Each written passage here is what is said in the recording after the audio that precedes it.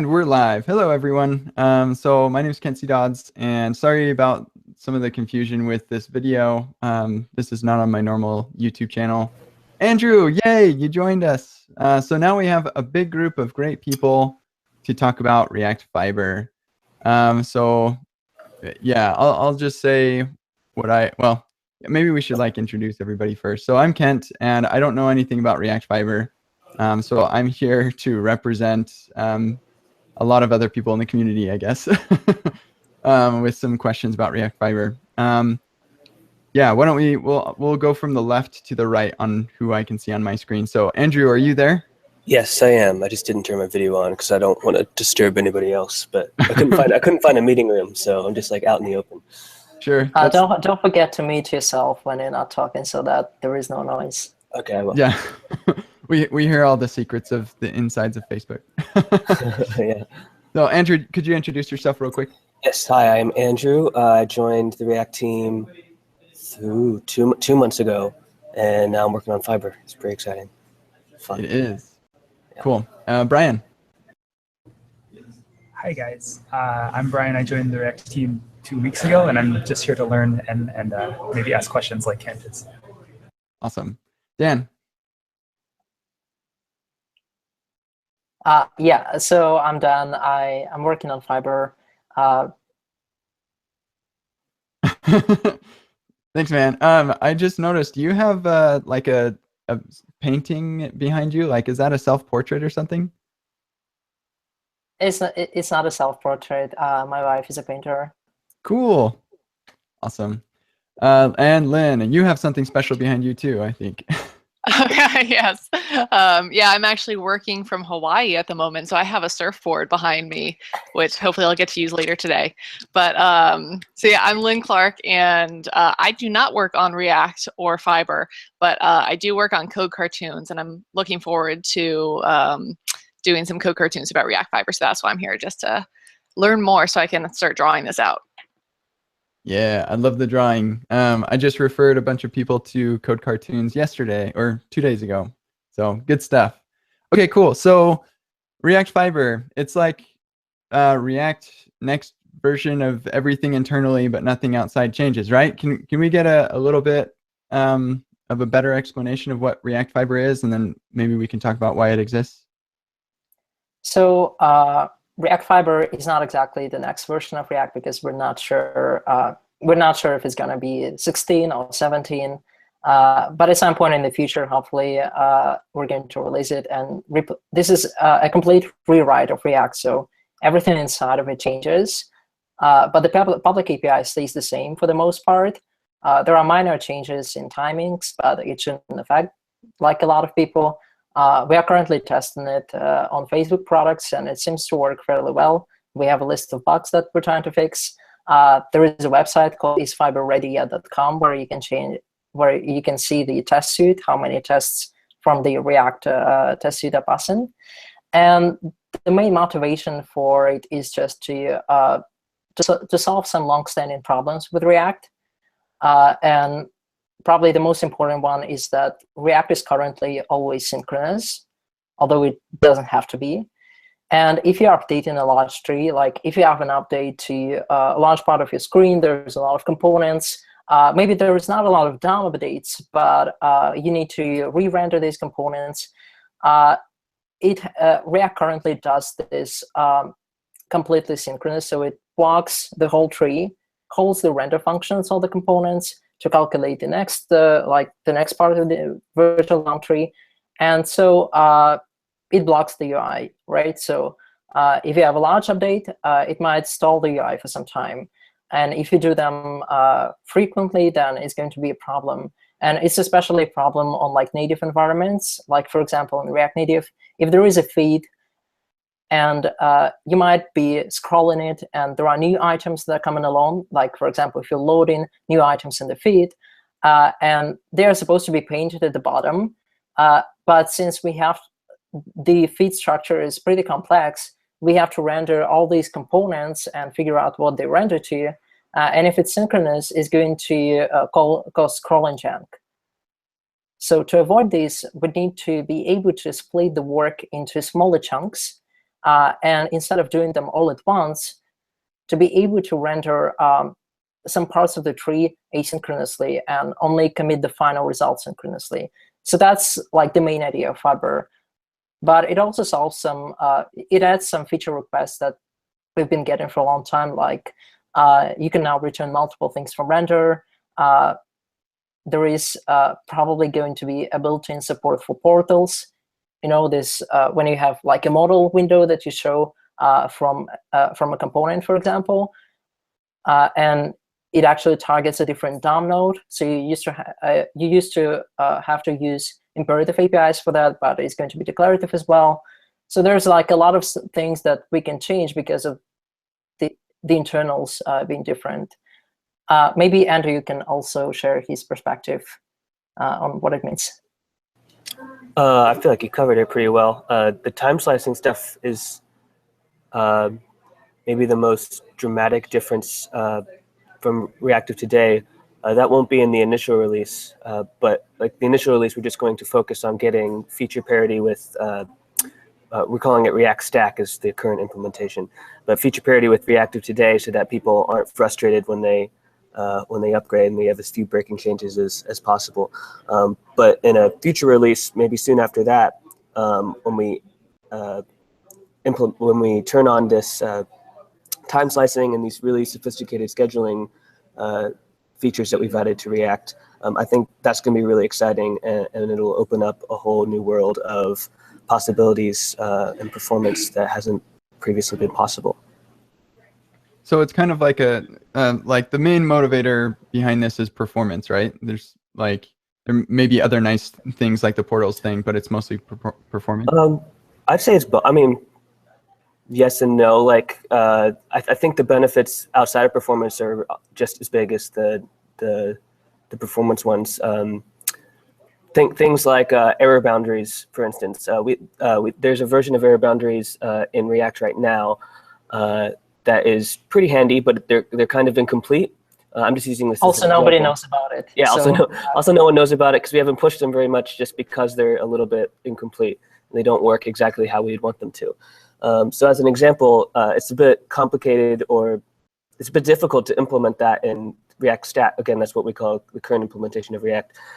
It's a bit difficult to implement them in Stack right now, whereas in Fiber, it's a lot more straightforward because just the implementation, just after a few years of working in React, the React team has just a better idea of what the internals need to look like in order to accomplish the things that we want it to accomplish. Better matches the conceptual model that we have for React. So even if we didn't have all the performance stuff, which is really cool and really amazing, just like this cleaned up version, this nicer implementation of React will make new feature development a lot more productive and exciting. I would also add that it's not as much about performance as it is about responsiveness, because like performance is a loaded word, and yeah, you can make something 10% faster, like maybe 15% faster, but you're gonna hit the wall anyway if the underlying approach is everything is synchronous. So we're trying to solve the fundamental problem of if there are multiple like nested components and they're kind of independent, then it should be possible to, like, for example, if you're interacting with something and you need this update to happen fast, like, for example, it's an animation, but then there's some bigger update coming, like, for example, new data that is not as important right now, like you could skip a few frames and do it later. We're trying to solve this problem of making it possible to schedule interaction updates with different priorities. And instead of just making React faster, we want to make it smarter about when work is important and when it is not. Because most of the time is spent user code anyway. So we could improve, like marginally improve React performance, but I think it's better to figure out how to schedule user code so that it doesn't block the UI. Have you? Oh, sorry. Have you defined the API for how you're going to allow users to say what's high priority, what's not? So we actually don't know yet. Yeah, we have like a version that we use for like testing, which is just the hidden. There's an HTML5 attribute called hidden, which I didn't know about till last week, but which in HTML just says like, hide all of the things that are inside of this div or whatever. And so we've been using that as like a test to see if our prioritization stuff works. But I don't think we've decided on what the final API will be. That will probably come as we start applying this to actual use cases and figure out like what the best fit is. But we probably won't just be like set priority to high or set priority to low. It probably won't be quite that granular, but we'll see. Yeah, like coming from the Angular world with directives, they had the concept of priority, and you learn really quickly that doing like priority in numbers can be just really, really hairy. So if we can avoid like some sort of, I don't know, it's a hard problem anyway. But yeah. One thing we'll probably do is, or one thing we will do is some things will be inferred. So for instance, if you're typing in a text box, that should just have the highest priority because you want to see that immediately. Whereas if you just call set state in some sort of subscription, like Ajax callback. Yeah, an Ajax callback, then that will just have like normal low priority because it's probably not super important that immediately show up on the screen because you waited you waited a while for the Ajax response to come back anyway. So yeah, we haven't totally decided, but we agree that it's probably not a good idea just to give people like full control over give this priority 2 or give this priority 4. Can we get back for a second to the topic of error boundaries? Because I feel like people might not know what it is, but I'm super excited about them, actually. Yeah, maybe because I worked on them.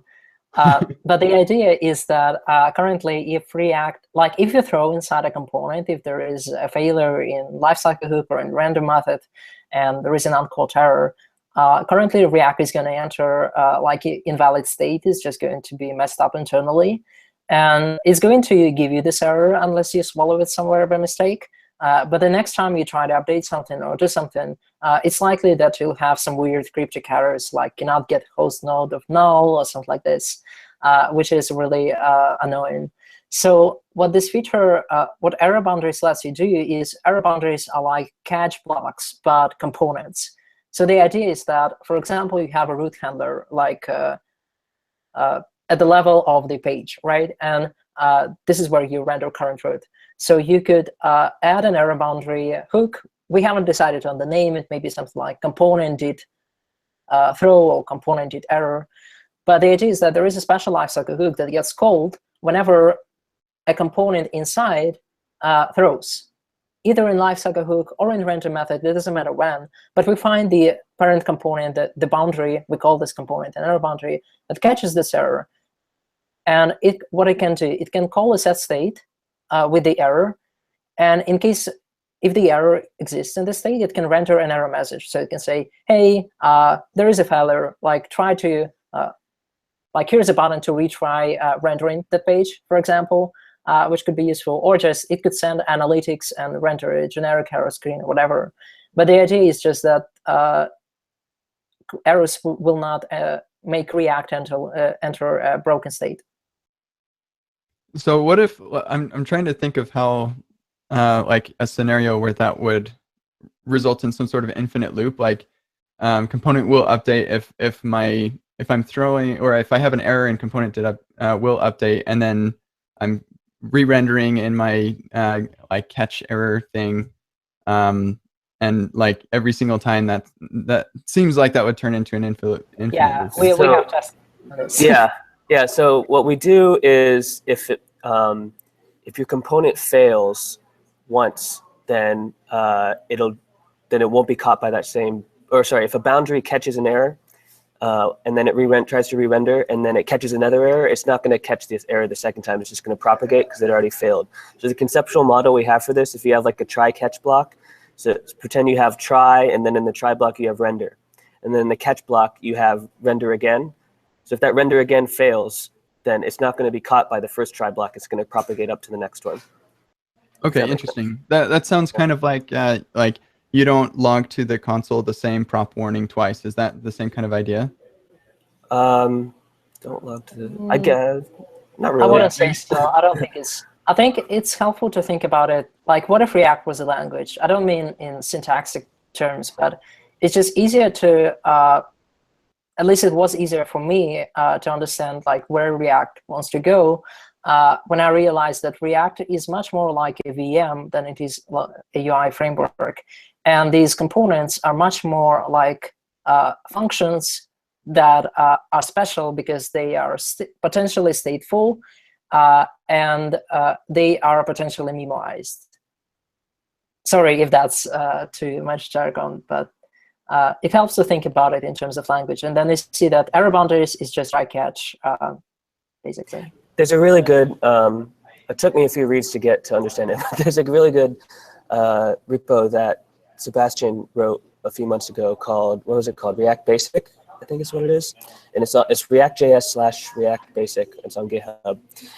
And he lays out the conceptual model that he uses, and I think it's very helpful for thinking about how some of these, it's really helpful for getting your head around the conceptual model of React, and it makes things like error boundaries a lot easier to understand, I think. Even though React is not like an actual programming language in terms of syntax or whatever, if you can start to analogize these things to programming language features, a lot of it starts to make more sense. Cool. Speaking of things making sense, lots of the time that I hear about React Fiber, I understand that it's kind of complicated from the implementation side, which, really great things are necessarily complicated often. And so what are some things that, should I be concerned as a potential contributor to the React code base that we're going to land this React Fiber thing that will make it harder to contribute, or is it going to make it harder to contribute? Well, I'll just say, because I just started contributing React when I joined the team. I had maybe one PR previous to that. So actually, I'm in a weird position where I know Fiber really, really well, but I know current React Stack almost not at all. So I have looked at Stack, and so I have a basic understanding of it. But I think that maybe what you just said might be a misconception, because there are definitely some novel concepts in Fiber, and the code doesn't quite look the way a lot of other JavaScript code looks. There's lots of while loops and mutation and stuff like that. And so it might be a little intimidating at first. That might be the word I'd say, is intimidating. But once you grasp the basic concepts, it actually is set up, in my opinion, the modules and the few abstractions that we have are set up in a much more, I guess, not straightforward, but it makes a lot more sense to me the way Fiber works versus Stack when you start to think about, again, the conceptual model of React. And it makes things like error boundaries or scheduling or all of these things a lot more, in my opinion, a lot more easy to follow than it does maybe in Stack. I'm curious what Dan thinks, since he knows Stack a lot better than I do. Yeah, so I started it on the React team a year ago by now, maybe a bit less, but about a year ago. And just as I became proficient with Stack, we started replacing it. So my impression is that Fiber is harder in a way, and also easier in a way. It's just different. And I think the reason it's like Stack is like a Java code base. And it relies on object-oriented programming, like on dynamic dispatch. There are things that they don't use class keyword, but basically the architecture is a few classes that implement mounting, updating, and unmounting in different ways. So there's DOM class that says how to do this with DOM nodes.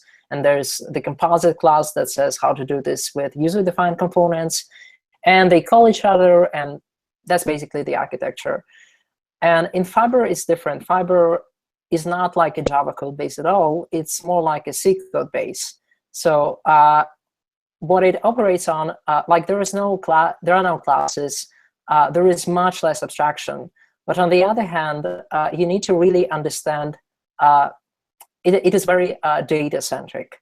So there is a central data structure, which is called Fiber. That's where it comes from. There is a single data structure that basically describes work on React component, kind of work that we want to do, like render it, basically each component has a fiber. It really has 2 fibers, but we'll talk about it later. And all the code that we have in Fiber just mutates this data structure, basically. And it's being passed through different methods. There is a tree of them, but yeah, that's why it's different. And it feels a lot like C code because, like Andrew said, there are while loops, and it looks boring. It doesn't look fancy. We try not to use fancy language features for better, like, possible performance optimizations later. We don't even use recursion almost.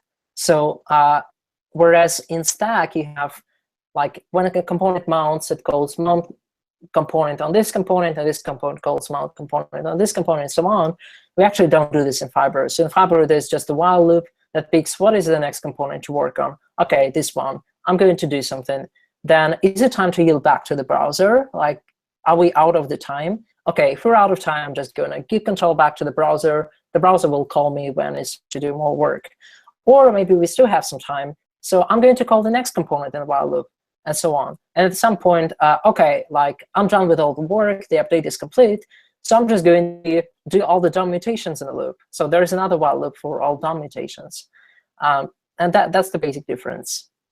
And Jim made this point we had in a meeting last week, which I think was insightful, was that it might not be, once you get over the initial, like, intimidating hump of not knowing anything about Fiber and you're familiar with it, it's maybe not that much harder to work with or understand, but it is a little bit harder to debug because if you're working on something, because there's all these while loops, infinite loops are actually fairly common when you're trying to implement a new feature.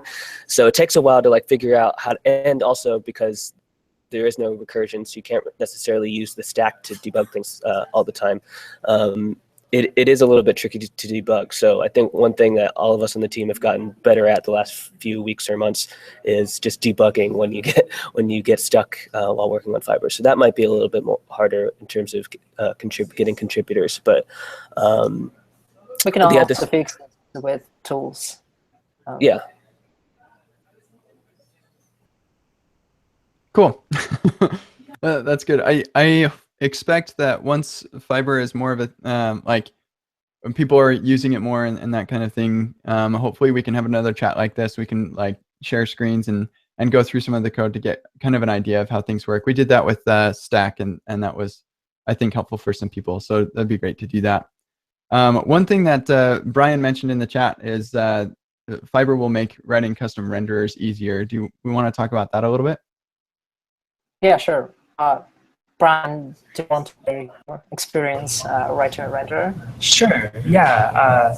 When you raised the concern about Fiber making it harder to contribute to React, I thought it depends on what you're contributing, because as someone who's totally new to the React team and to Fiber, obviously, I was able to, with some help from Ben, but create 2 renderers in the past, like, 2 or 3 weeks, and I get the sense from looking at their Stack counterparts that it's much less code, and it's actually pretty intuitive. And obviously it's changing a little bit as Fiber changes, but I think once Fiber is in a more stable state, it should, the interface for creating a renderer, basically you give a host config that defines a couple of methods for creating a view or creating a text view, updating a view, some basic things like that, and then it's pretty straightforward to build. So I worked on the art renderer and the native renderer, and both of those were pretty straightforward. So I think that will open up a lot of cool possibilities for people who want to build things besides the DOM. That's all. Cool. I guess Ken Wheeler will like that with his music stuff. And yeah, and then there's React hardware and all kinds of really interesting things. Cool. There was one other thing that I wanted to ask about. Are we going to show the demo? Oh, is there a demo? Let's see the demo. Somebody share this. Example, I should say. Yeah, I'd love to see it. Andrew, do you want to do it, or I can do it? Sure. How do I share screens? If you mouse over, there should be, like, a green little share icon. Yeah. Green. Okay. Application window. Make sure you close FB at work and stuff. Yeah. I think I can just share this one window, so I think I'm good. So can everyone see? Yep. Change the size of this so it's more manageable. Okay. Oh wait, am I on a? I'm on a silly branch. Okay, it'll work. I'm on a different branch, but I think it'll work. Okay. So this is the. Everyone can hear me, right? Yeah. We're good? Unfortunately, Yeah, okay. Hangouts is going to make the video lag a little bit, so I bet it looks smoother than it It's for you okay. than it is for us. I can explain it, and then this will be on the. We'll put this up on isfiberready.com or something, so everyone can see it in all its glory later. But it's a little hard to appreciate like what's going on here because all it looks like is a triangle that's just looks like a triangle that's moving. And I feel like unless you hear an explanation for why this is interesting, it's not all that interesting. But essentially, what this is just a recursive React component that just renders until it runs out of room. All of these little dots in the shape of triangles. On every animation frame, the entire container stretches and shrinks based on how much time has elapsed. And then on every second, the numbers in all of these dots increments from 1 to 10, and then it just starts over at 0. And so and then one other thing is that we've intentionally made the dot components, the render method inside the dot components has like a pause inside of it, so it's artificially slow to render. So the reason it's actually Sebastian who made this. The reason this was made was to illustrate some of the trade-offs and some of the scheduling goals that we have for Fiber. So one thing that we do is we have should component update on this entire container, so that since we're updating the container on every animation frame, we don't want to re-render all of the children on every animation frame, because again, we said that would be very, very slow. So we implement should component update, so the children only update when the number from 1 to 10 changes. But if you didn't do anything else, that's all you did, it was implement should component update. On every second, because the children are very expensive to render, you'd see the whole triangle pause and kind of freeze for a moment as React has to go through and synchronously update every single little dot in this tree. But as you can see, we're not stuttering here. It looks very smooth even on the second increments. And the reason is because React is able to spread the work of rendering all of those expensive children across multiple frames. And if you look at the stack at the timeline view in Chrome, so let's open up timeline, refresh. If you open up the timeline in Chrome, how do I? Did I do something wrong? Nobody knows how to You do need that to thing. select that part. I always fail at this. So yeah, on the upper pane you can but you want to select the on the right. Yeah. Yeah. Why is it? I've never seen it go this. Okay, there we go. So you can see I always get confused with the zoom. Okay. You can see like on every frame, this is the triangle stretching and shrinking, right? This is just request animation frame. And then every second you get like one of these bigger chunks, and that's the children re-rendering to increment the number. So if we zoom in here really close, you can see something interesting. You can see here's a frame, here's a frame, here's another frame, and here's another frame. And then in between these frames, we have this work, and this is the children re-rendering. So in reactive today, all of this big chunk of work right here would go synchronously, and we would drop this frame, or you might drop multiple frames. But because we have the ability to pause the work right here, yield and render a frame, and then continue the work after that, we get that nice smooth animation. And then while we're here, you can also just see how shallow these stacks are in Fiber. It's actually very small because we don't use any recursion. We just have this thing called a work loop that just loops through all the units of work, as Dan was saying. So I really like this timeline view because it really shows you how that yielding works. Hopefully that makes sense. It does. That's actually really helpful. Is this the time slicing that you were talking about before? Yes. Or is, okay. Mm-hmm. Exactly. Okay. And it depends right now on request.callback, but we'll have like a polyfill or some fallback for all the many browsers that don't support that right now. Yeah. But yeah, this is essentially what the time slicing thing is the request.callback provides you this deadline object, and then when that deadline object tells you you're out of time, you just stop whatever you're doing, you yield back to the main thread, which then calls the animation callback, The animation callback does, this is the same, stack of work, just it's shorter because there's less work to do on to animate just that container component. And then we come back to do another idle callback, and we do some more work until the children are all done updating. And so then if you zoom out again, you can see just every second we get one of these bigger chunks, but then these smaller chunks are the container. Mm-hmm. Oh, that is really helpful. That's really interesting. I'd heard of request idle callback, but now I can see why that's actually useful. So very cool. We're not sure if, sorry, keep going. I was just gonna say, like, the platform is super cool, and we hear about, like, use the platform to build your stuff, and I think that's great. And what I really think is great is that the frameworks that make developing so ergonomic and so productive are able to use these cool new features of the platform, so that we can be productive as users of these frameworks, and the frameworks can be performant as users of the platform. So, anything else that we should talk about or bring up about React Fiber? Seems like there's still some more work to do. Is there, like, any way that people could contribute? It's kind of hard to. So a lot of the work left to do is basically fix bugs that we encountered in Facebook. And it's kind of tough to do unless you have a lot of product code that you can do that on and extrapolate bugs from them. So I don't think there's a lot of space for contributions right now. But maybe once we get, like, to the initial release and we need to fix the like DevTools integration, some remaining warnings and so on, maybe that'll be a good time to try to get some contributions. But yeah, I think there might be, I don't know, like it would be hard now because all the low-hanging fruit is gone, I guess is the problem. I don't think it's anything inherent to Fiber is the reason why it might be hard to contribute. But yeah, just a lot of the remaining bugs, as Jen said, are, I don't know. It's hard if you don't have the context maybe to implement a feature. Just, I guess the rule of thumb is just always reach out and ask before you spend a bunch of time, because if it's the right thing, then we absolutely want contributors. You just have to make sure that the person working on it has all the right context, and you don't end up wasting a bunch of time, and then we have to decline your PR, because that never feels good for anybody. I know that this. Oh, sorry, go ahead. Go ahead.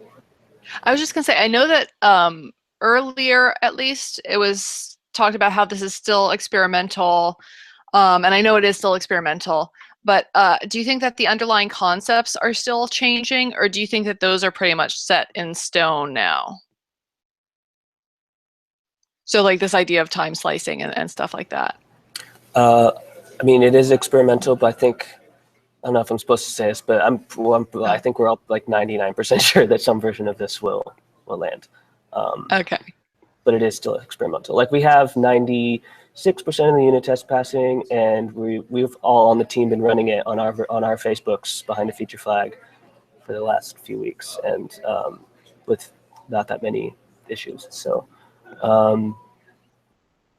I think most of us are pretty. I don't know how Dan feels because he keeps saying it's experimental, but I feel like most of us are pretty confident that that some version of this will land. Yeah, I just don't want somebody to use it now. Yeah. But it's like, I expect that the core concepts will stay. Likely, most of the like, a lot of the code might change as we discover performance problems or like optimize something and so on. But I expect that, yeah, the concepts are pretty stable, and there are a few issues where they're described in more detail, like the technical details.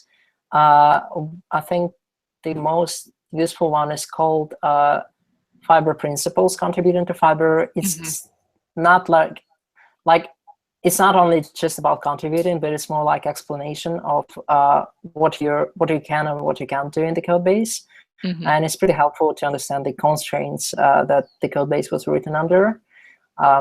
Yeah, but I think we'll just like I wrote a document about on React Docs website called Implementation Notes. So I want to do the same for Fiber. Once it's just a little bit more stable, the code stops like jumping from one file to another file. on every PR. So Oh no, I think Dan froze. No. Yeah. So cool. I was kind of wondering. So right now there is a feature flag on Facebook to be able to use Fiber, right? So like if I wanted to do something like that on one of my toy apps, would that be possible for me to use React Fiber on a toy app and just see what it would be like, or is like Yeah. that too difficult to do? No, it'd actually be very easy. I don't know if we've actually released it in any of the. I think what we'll eventually do is we'll let you require it as React DOM/Fiber, and you just use that renderer instead of the normal DOM renderer, and you shouldn't have to make any like API changes. It should just be a drop-in replacement. So I think that's what we'll encourage people to do is even before the official release is just import the other renderer and see what's going on, just kind of as a release candidate or as a beta. And then eventually the thing that might break your app that is a little bit more dangerous is once we enable time slicing, and it'll be maybe a similar thing where we'll let people opt into time slicing on their existing apps before they make the transition. And then we'll also maybe just encourage all new apps to just use time slicing and Fiber from the beginning, because then they probably won't ever run into any bugs. And then to make the transition a little easier, we'll probably have some API kind of like batched updates, but the reverse. So if you know what unstable batched updates does, it's just this React API where you do unstable batched updates, you pass it a callback, and then all of the set states that you call inside of there will be batched together. So we'll probably have the reverse of this for once we enable time slicing, which is sync updates, and then all the set states inside of there will be scheduled synchronously the way they are in the current version of React. And I hopefully with those, with that, it'll make it a lot easier for people to incrementally start enabling all of these cool features without too much headache, because we really don't want people to we really don't want it to be a huge burden for people to upgrade to Fiber. We would love for everyone to have a really smooth upgrade path to Fiber, so that we can get everybody on board. And then once we do that, we can, start adding all of these really cool features that people have been asking for a while, without leaving anybody behind. Also, I think it's important to note that like we're not operating in the space like in a vacuum. We actually have like 20,000 and 25,000 maybe by now of React components in the code base. So we can't just like break stuff. We like if there is something like some bug or some issue and it affects component by default, we'll have to revert it and figure out a different way to do it, or figure out a good migration strategy. So it's all very practical. We don't want to break ourselves and our users. Yeah, to give you a, sorry, keep going. Oh, I was just gonna say, like, I really like that about React is that it's like you try to be, not what's the opposite of realistic, like optimistic, but at the same time it's really practical with these escape hatches that you provide us with, like that sync updates kind of thing. Yeah, to give you an idea of like how gnarly some of the stuff at Facebook is we had a bug. One of the bugs we found when we first turned on Fiber for us here at Facebook is there's a component they call set state inside of render, which you're not supposed to do, of course. But this component was doing it and was expecting it to work, and it was working because it did that. Where it would like call set state, and then like it would have like some guard like if statement, like waiting until the state was in a certain place, and then it would stop calling set state, something like that. And so if you in Fiber, it was just dropping all those updates. And so it was going into an infinite loop where it just set states over and over and over and over again.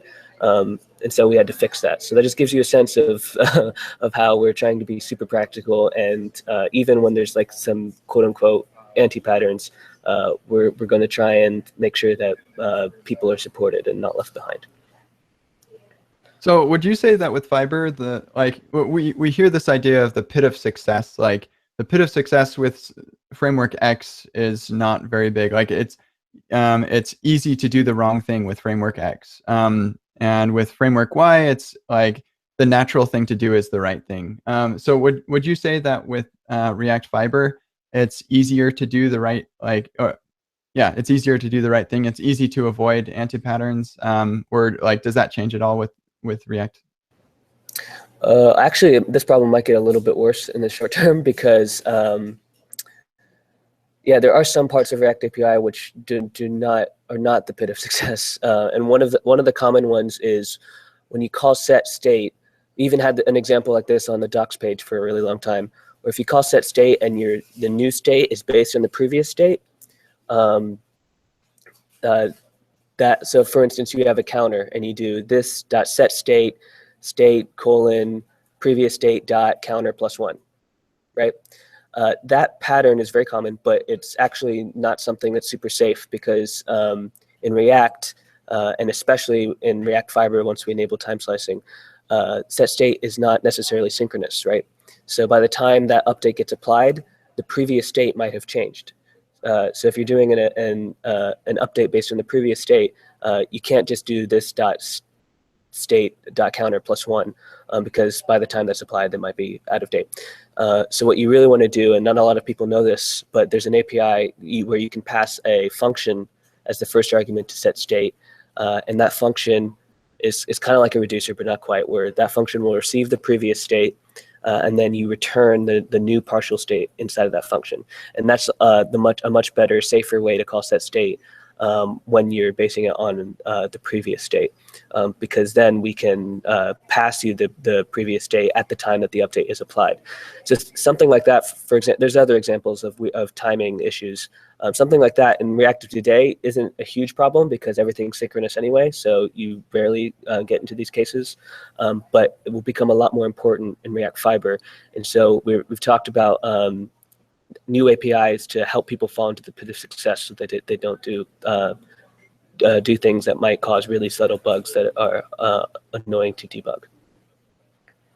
Yeah, that's great. I think if you could create, or maybe I'll create it and run by you, like an example of what you were just talking about, I think that would be helpful because talking about code can sometimes be hard. Yeah, it's hard to communicate verbally, but yeah, we'll send you like I think it's in the docs as well now, but we'll follow up. Very cool. Cool. I think I've got stand up in like 7 minutes. So, but like, if there's anything else that we should touch on, or anybody wants to know about, yeah, now's the time. Did we do Q&A on Twitter? Oh yeah. I didn't like set up a hashtag or anything, but there is a chat on the video. So I'll just look through the chat really quick and see if anybody is asking questions. So somebody asked about portals, but we talked about that a little bit.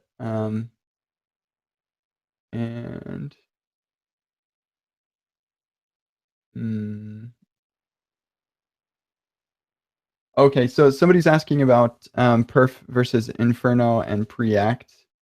Can anybody touch on that at all, or is it too early to tell? I think it's too early to tell. So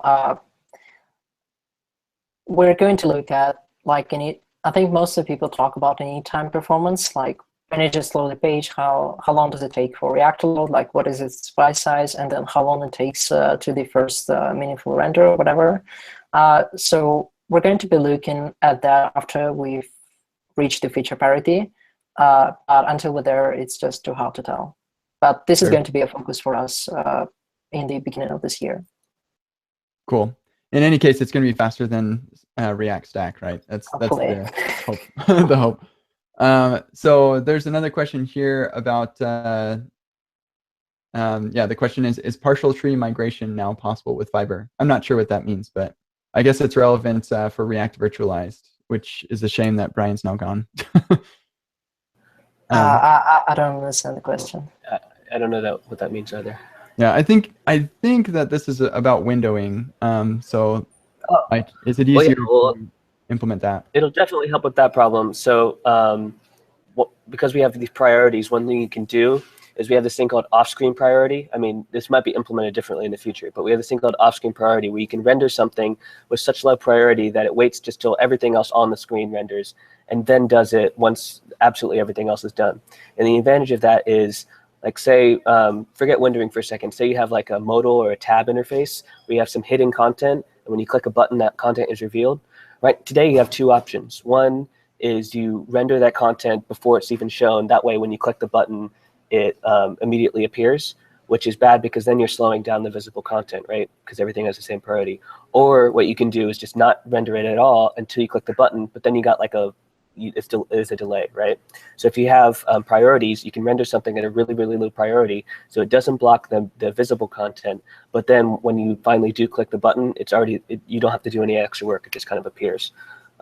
So this and that same concept applies to windowing, where you can render things that are slightly off screen at a much lower priority, so that they're ready when you scroll, but they're not slowing down the main visible content.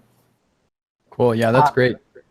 I think there's like one common misconception about Fiber that I wanted to make sure we address. It's that when we talk about time slicing, right, like being able to split work into multiple chunks, it doesn't actually mean that UI is updated in different chunks, because that would be a bad user experience, right? If like we're just randomly updating different parts of the screen and they don't match each other, and then finally we're ready, like this is not a good UX.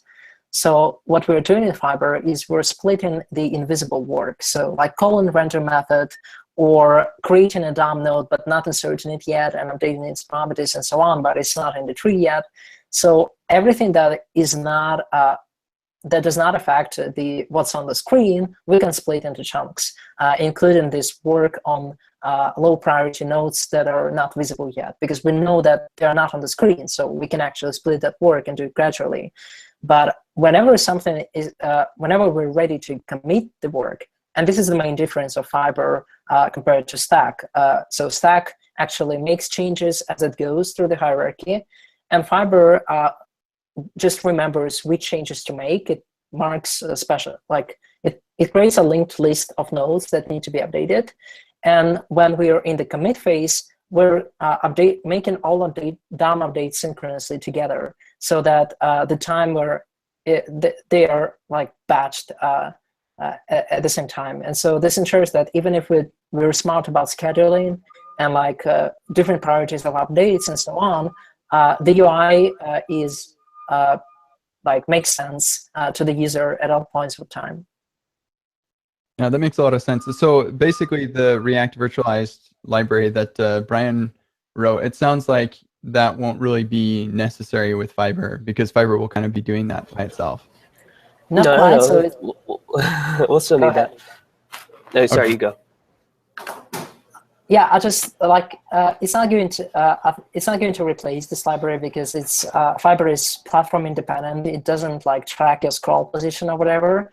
But it might expose some primitives that libraries like React Virtualized can use to efficiently schedule updates. So we're not clear. We don't know what APIs will expose, but we'll expose something. Cool. Okay, that makes a lot of sense. But just so you know, the list winning problem is actually one of the like big reasons Fiber was created in the first place. So it's not like an afterthought. It's like one of the primary reasons why we're working on this stuff, and it's also a big reason why Brian is now on the team. So we will have things to report back in the near future. I have a quick question, and I know, Ken, you have to go soon, but the way that you were talking about the new way, instead of making the changes to the DOM immediately, actually creating a list of changes that need to be made, it kind of sounds like more work could happen in a worker then. Is that something that is being explored? I don't think it's being explored per se, because I think that like I came to the team after I think Sebastian explored this at some point, and there's even an explanation if you look at these Fiber principles each year. I think there is a paragraph there about the web workers. So I think what they found at the time is just that either there was too much serialization overhead between the main thread and the other thread. And so I think that was one of the reasons why they didn't go with it. Another problem is that it's just, if you, I think it's still, yeah, I'm not sure. I can't really answer this. It's better to ask Sebastian, but there were some problems with this approach, so we decided not to go with it. But we may try again in the future. Cool. So there's another question here. I'm not sure whether this is relevant to Fiber or not, but the question is, what's the use case for render returning more than one component? Is that something that's like possible with Fiber or something? Yeah, there's quite a few use cases actually. I think it should not be abused. So this is not something you want to do like all the time, because it's going to be confusing to figure out which DOM nodes to respond to which components, even though we're going to show it in React DevTools, obviously. But there are use cases where it's pretty tricky to like implement without this feature. So for example, tables, if you're actually using like HTML tables, there are problems with components that like want to span multiple rows, but they can't. And there are also use cases for Flex. So if you use Flexbox and there's Flex children, and then you have to like introduce another layer, but you have to wrap them all, and you've got these divs that you have to change all the styles to make it work. Like that's super annoying. So it's something that fragments this kind of API would fix. And if you look at React issue tracker and search for issue called return multiple things from render or something like this, there's like a thread with 100 of comments explaining different use cases for it, because people have been asking for it for a really long time. Cool. Another question is how big, or what's the bundle size of React Fiber versus Stack? Is it getting smaller or bigger? Is it something we should be concerned about? Like currently, we haven't done any optimizations at all. Like just trying to reach feature parity. I think it's like about the same, maybe a little bit smaller, and it implements more features. So that's a pretty good start. And Fiber is written in a way that we hope we'll be able to use optimizing compilers like Google Closure compiler or something like this to further reduce it, but we'll see. But this is, as I said, we're going to look at byte size and anytime performance this year. So this is something we'll look at. Also, if I'm not mistaken, like the biggest part of React isn't really either Stack or Fiber. It's the event system adds a lot of size to React, which is something that a lot of these alternatives don't implement, but we feel is an important to React.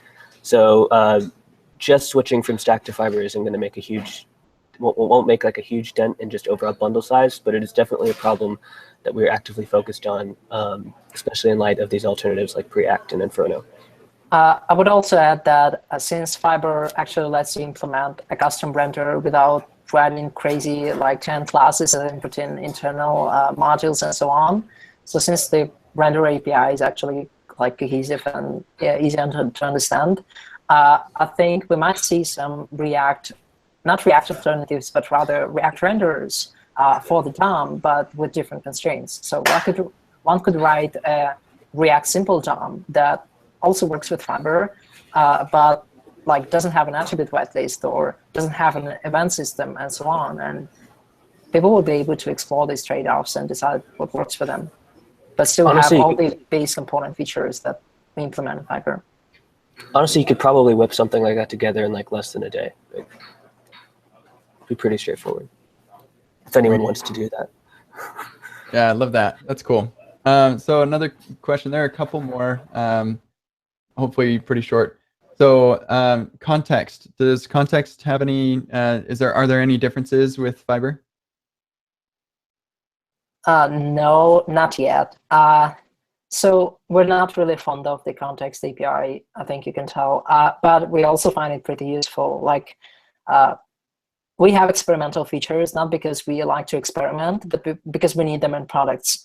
So if we're ever going to remove or replace context, we'll have to replace all its use cases that we have at Facebook. So it's like for now, we implemented the same API that we have in Stack with the same limitations. So it also has problems with should component update.